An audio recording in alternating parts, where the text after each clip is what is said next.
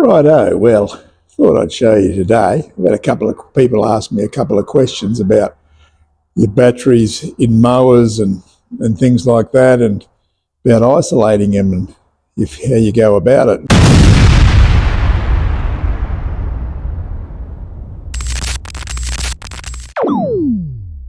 So what I've done here, I've got my big mower that I use to mow my block.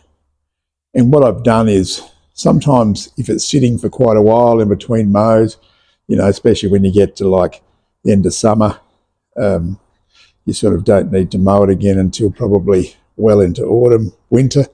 So what I do is, to keep the battery fresh and from draining, underneath the seat here, where the battery is, I've got a battery isolator.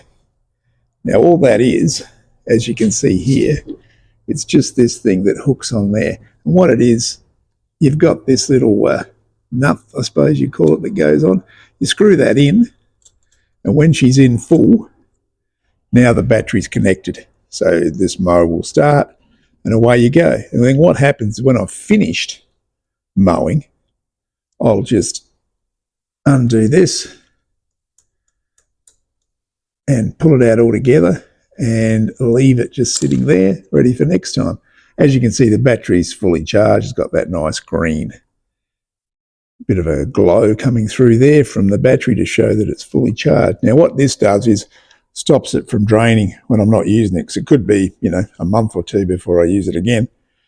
And the battery, for some reason on this especially, will drain. The other thing I find good about these isolators is if you've got one and you take this away with you, no one can steal your machine, because basically there's no connection. So if someone jumps on board and tries to steal it or whatever, well, they're not going to get very far without that.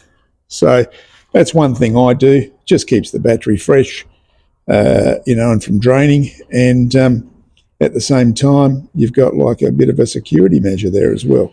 So that's just, I hope that helps some of you. If you always wondered what a battery isolator is, you could not only do it on a mower or something, you could do it in your car and all sorts of things. So yeah, so I hope you find that useful, and we'll see you in the next video. Thanks for watching.